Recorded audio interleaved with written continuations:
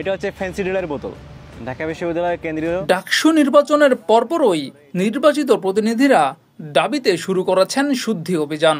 মাদক, দেহ ব্যবসা তথা বিশ্ববিদ্যালয়ের সীমানার মধ্যে যত অনিয়ম আছে সব উচ্ছেদ অভিযান চালাচ্ছেন তারা। সেই অভিযানের মধ্যেই দেখা মিলেছে অনেক কিছুর। সর্বমিত্র চাকমার বেশ কিছু অভিযানের ভিডিও আলোচনা এসেছে। তেমনই আলোচনা এসেছিল এবি জুবায়েরের ভিডিও। এর সঙ্গে আলোচনায় আসে টিএসসি। আগে এই টিএসসি দিয়ে প্রকাশ্যেই মাদক সেবন চলত, আর দেহ ব্যবসা সেটা তো ছিল নিত্যদিনের ব্যাপার। তাছাড়া মেট্রো স্টেশনের নিচে এই জায়গাগুলোতেও পর্দা বা তাঁবু টানিয়ে চলত দেহ ব্যবসা।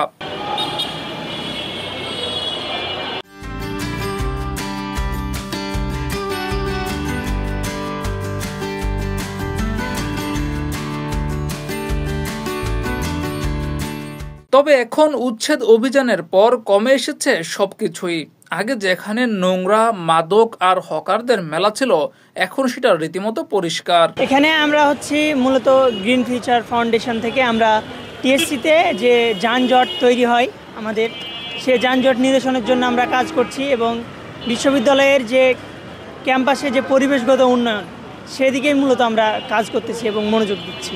আমাদের যে টিএসসি যে প্রেক্ষাপট, যেখানে আমাদের এলাকায় হিউজ পরিমাণে রিক্সা এবং জানেন যে আমাদের একটা ভবে ঘুরে সমস্যা রয়েছে। তো সেক্ষেত্রে আমরা যথেষ্ট কাজ করতেছি এবং পার্থপক্ষে আমরা চেষ্টা করতেছি এটা যাতে কমানো যায়।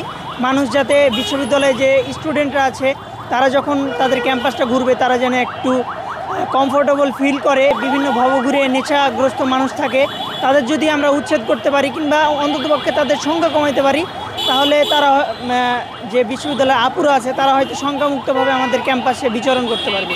মানুষও এখন খুশি দাবির পরিবেশ দেখে। প্রথমত হলো, আগে যখন এখানে আসতাম দেখতাম আর কি দুই পাশে মোটামুটি ফুটপাতটা দখলের মতো ছিল আর কি, অনেক দোকানপাট, মানুষজন বেশি, মানে ওই ধরনেরই এক ছিল।